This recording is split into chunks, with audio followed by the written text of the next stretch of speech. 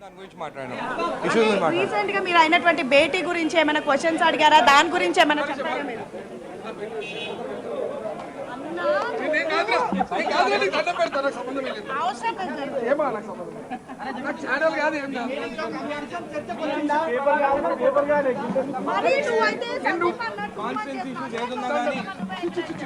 రాసి ఇవ్వడం జరిగింది.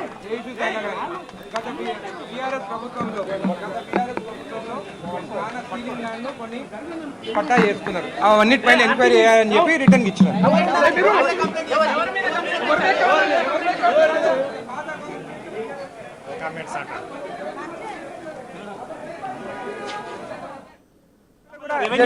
జడ్చర్ల ఇష్యూస్ గురించి ఉదండపూర్ రిజర్వాయర్కి రేట్ ఇంక్రీజ్ చేయాలి రైతులకు అని చెప్పి మాట్లాడడం జరిగింది.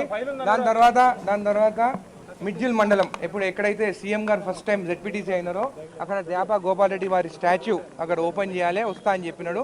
నెక్స్ట్ మంత్ టైం డేట్ ఇవ్వమని చెప్పినాడు.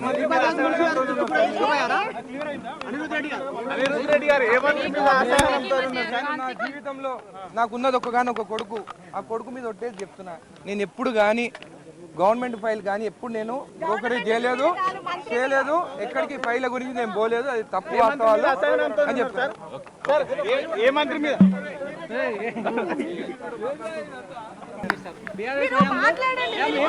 చెప్పినాను కదా మీకు చెప్పినాను కదా ఇప్పుడు సిఎల్పి మీటింగ్ చెప్పినాను కదా మీకు చెప్పినాను. నేను ఏ మంత్రి మీద ఎవరి మీద కాదు, జరిగిన assign lands BRS government clear గా చెప్తున్నాను. దానిపైన ఎంక్వైరీలో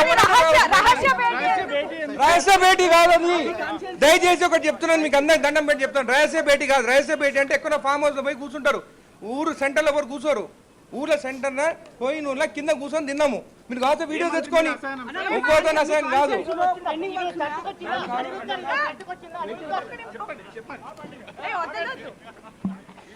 సో మాట్లాడించేటటువంటి ప్రయత్నం చేస్తే కూడా అనిరుద్ రెడ్డి మాట్లాడడం లేదు.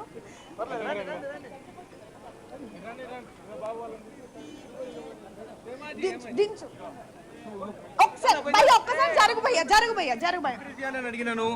దాని తర్వాత గత బీఆర్ఎస్ గవర్నమెంట్ లో కొన్ని వందల ఎకరాలు నా కాన్స్టిట్యున్సీ అసైన్డ్ ల్యాండ్స్ అంటే సీలింగ్ ల్యాండ్స్ డిక్లేర్ చేసి పట్టాలు చేసుకున్నారు. దానిపైన క్లియర్ గా ఎంక్వైరీ చేయాలని చెప్పినాను. ప్రధానంగా ఒక మంత్రికి వ్యతిరేకంగా ఈ భేటీ పెట్టారనే వార్తలు వస్తున్నాయి. దాని మీద మీ స్పందన ఏంటి? నేను పేరు ఎవరు చెప్పలేదు. ఎంక్వైరీ చేస్తే ఎంక్వైరీలో ఎవరు ఉన్నారు అనేది, బీఆర్ఎస్ ప్రభుత్వంలో ఎవరు ఉన్నారు అనేది, ఎవరిపైన రిజిస్ట్రేషన్ అనేది అన్ని బయటపడతాయి. ప్రభుత్వంలో కాలేదు, పాత గవర్నమెంట్ గురించి చెప్పినాను. నేను ఈ రోజు మీతో పాటు కొన్ని ఫైల్స్ ని తీసుకొచ్చారు. ఏంటి ఆ ఫైల్స్ లో ఏముంది? నా కాన్స్టిట్యున్సీ ఇష్యూస్ ఉన్నాయి.